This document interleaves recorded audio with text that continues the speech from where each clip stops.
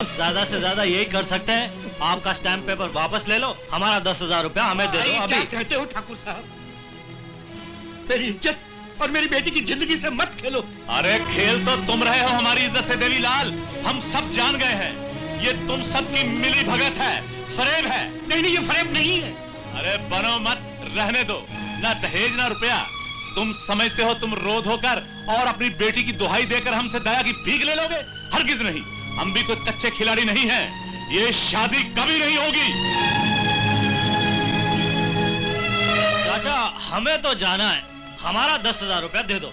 नहीं नहीं, ऐसा अनर्थ मत कीजिए, हम कहीं के नहीं रहेंगे। तुम जैसा भिखारी मेरा समधी नहीं बन सकता।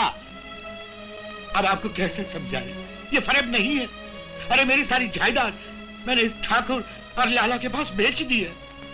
बोलो ठाकुर, बोलो लाला, बोलो ठाकुर। अरे बंद करो ये नौटंकी, तुमने हमें यहाँ बुलाकर हमारा खूब मजाक उड़ाया है, ये शादी हरगिज नहीं होगी।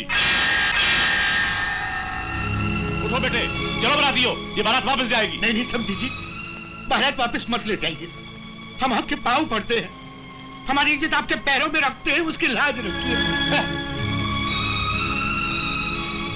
तेरे इस कपड़े के टुकड़े की मेरी नजरों में कोई इज्जत नहीं।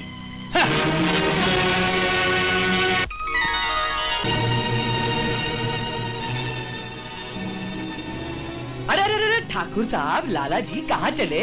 अभी तो फेरे पड़ने बाकी हैं, मिठाइयाँ बंटनी बाकी हैं। अपनी इज्जत दूसरे के पैरों में नहीं रखते देवी चाचा। ये नीच इज्जत का नहीं, दौलत का भूखा है, दौलत का।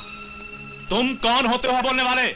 हमारी ये वर्दी देखकर तुम अच्छी तरह पहचान गए होगे कि हम हैं इस देश के सिपाही, जो दुश्मनों से देश की सरहद पर रक्षा करते हैं। और देश के अंदर जब तुम जैसे गद्दारों से निपटने के लिए हमारी जरूरत पड़ती है, तब हम हमेशा तैयार रहते हैं। बेटा ये क्या कहते हो? ये तो शहर के बहुत बड़े इज्जतदार आदमी है। ये इज्जतदार नहीं, इज्जत का नकाब चढ़ाए देश के अंदर देश के सबसे बड़े दुश्मन है। इन्हीं लोगों ने अंदर ही अंदर हमारे देश को खोखला बना दिया है। क्यों हम पर जबरदस्ती इल्जाम लगा रहे हो? हमने क्या किया है? किसी के घर की इज्जत सरेआम उछालकर पूछते हो हमने क्या किया? ऐसा मत करो, ये हमारे समझी है, हम आपके हाथ जोड़ते हैं। अरे का ठाकरों के घर में जन्म लेके गिड़गिड़ाते हो देवी चाचा? ये पराई बेटियों का धन लूटने वाले लोभी कायर को संबंधी कहकर ठाकुर जाति को कलंक लगाते हो। इन्हीं हत्यारों के कारण आज देश की कई भोली भाली लड़कियां फांसी का फंदा लगाकर जान दे देती हैं, और तुम इन्हें संबंधी कहते हो? अरे संबंधी तो उसे कहते हैं जो आधे दुख का दावेदार होता है। जोशीली बातों से कुछ नहीं होता बेटा, जिसके घर बेटी हो वही दुख जानता है। बिना ब्याह अगर ये मंडप उखड़ गया तो मेरी बेटी के साथ कोई शादी नहीं करेगा। हम रखेंगे इस मंडप की लाज। क्या कहते हो बेटा? अगर आप आज्ञा दें तो। हाँ। हाँ।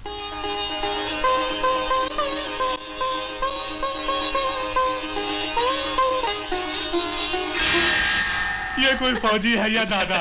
अरे गांव वालों, 100 बार देवीलाल ने नाक रगड़ी तो हम बारात लेकर आए, अब देख लो लड़के वालों की क्या इज्जत हो रही है। रुक जा। ठाकुर साहब, लाला जी। हाँ जी। आपने इन लोगों से 400 BC करके एक कागज पर सियाही लगवाई थी। वो कागज जरा वो हम लाए हैं, घर से लाए हैं, लाए। बहुत बहुत मेहरबानी। बहुत हो गया। देखो गोपाल, तुम सारे गांव के सामने मेरी इज्जत मिट्टी में मिला रहे हो। अरे ठाकुर साहब, आपकी इज्जत अगर मिट्टी में मिल जाएगी तो फिर मिट्टी की इज्जत का क्या होगा? अरे भैया, बहुत गुनगुना गया। अरे देख लिया देवीलाल, आज वही लोग तुम्हारा मान रख रहे हैं जिनको तुमने कभी ठुकराया था। तुम सच कहती हो बजनी जोगन, आज इस बेटे ने हमारी आंखें खोल दी।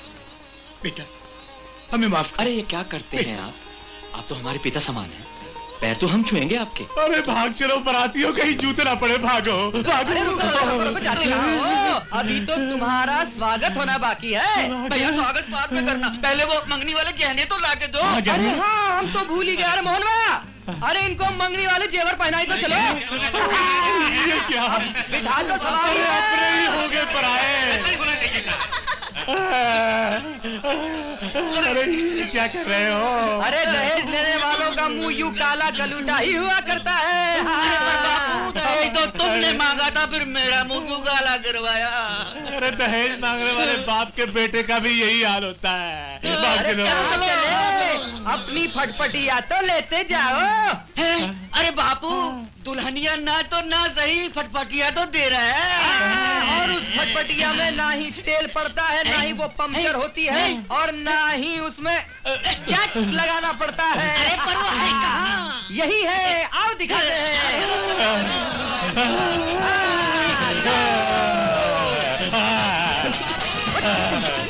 अरे लोगों, दहेज मत मांगना।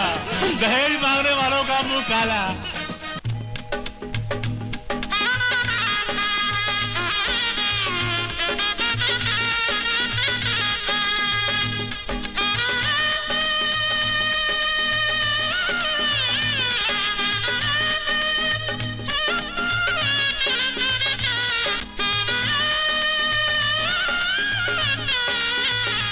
गोपाल!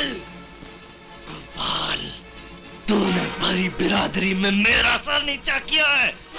अगर मैंने दोनों खानदानों को मटिया मेट न कर दिया तो मेरा नाम का कोई मोहरत सिंह। लो, दूध भी तुम धो लाई बहू। अरे तुम तो इसे निकम्मा कर दोगी। देखो, अरे रोज सवेरे उठकर मुंह अंधेरे ये सारे काम कर लेता था, और अब सूरज सर पर चढ़ाया, अभी तक घोड़े बेचकर सो रहा है। लाओ, अब तुम ही जगाओ इसे।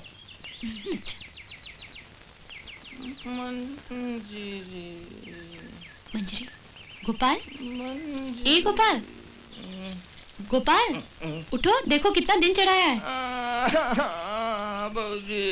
अरे उठो ना, देखो कितना सूरज चढ़ाया है। हम कितना अच्छा सपना देख रहे थे। हमें मालूम है तुम क्या सपना देख रहे थे। बस तुम्हें कैसे मालूम पड़ेगा क्या सपना देख रहे बता दे तो। थे? नहीं बता पाओगी। तुम मंजरी का सपना देख रहे थे। मंजरी? अरे भौजी, तुमने कैसे जान लिया? अरे हम कोई अंतर्यामी थोड़ा ना है, तुम ही नींद में मंजरी का नाम बड़बड़ा रहे थे। अरे बाप रे बाप, नींद में बड़बड़ा रहे थे। माँ ने तो नहीं सुना ना? अरे सुना तो क्या हुआ, हम तुम्हारा ब्याह मंजरी के साथ करा देंगे। सच भौजी? तुम्हारा एहसान है रे हम पर, तुमने हमें मनचाहा वर दिलाया, तो क्या हम तुम्हें मनचाही दुल्हनिया नहीं दिला सकते? अरे भौजी, तुम तो एकदम बढ़िया हो। अब वो क्या कहते हैं अंग्रेजी में? हम ठांकू।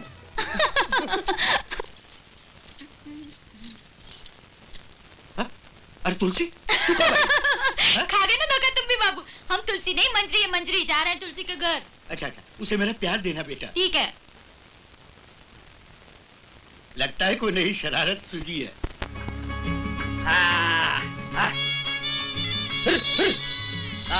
ठीक है ठीक है। शाबाश, आओ तरफ।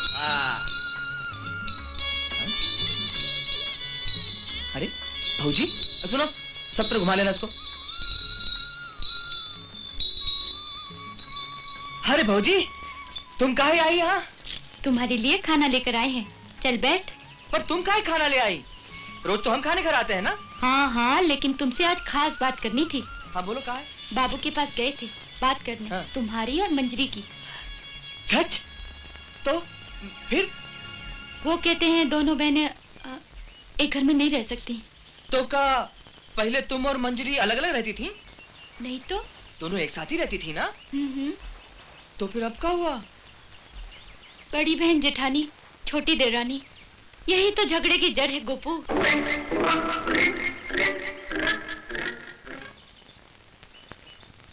भौजी, तुम ठीक कहती हो, ये ब्याह नहीं हो तो अच्छा है, क्योंकि वो मंजरी है ही बड़ी खराब। बिना बात के तो वैसे ही झगड़ा करती रहती है, शादी के बाद शायद बंटवारा ही करवा दे। पर अच्छा ही हुआ जो तुम्हारे बापू ने ना कर दी, कम से कम वो लड़क भुरभुरी हमें तो दोष नहीं देगी। हमारे बारे में ऐसी बात करते शर्म नहीं आती तुम्हें? और हमें उल्लू बनाते हुए तुम्हें शर्म नहीं आती? उल्लू, तू उल्लू, तू। बापू, बापू, हम तो ही बताने आए थे कि बाबू ने ब्याह के लिए हाँ कर दी। तुम्हारे बापू इस उम्र में क्यों ब्याह कर रहे हैं? तुम तो कुछ नहीं समझते। हमारी बहन यानी तुम्हारी भौजी ने हम दोनों की बात बाबू से कर ली है, और उन्होंने हाँ कह दी। उन्होंने हाँ कर दी तो बहुत अच्छी बात है, उन्होंने हाँ कर दी। हाँ। अरे मंजरी, हाँ।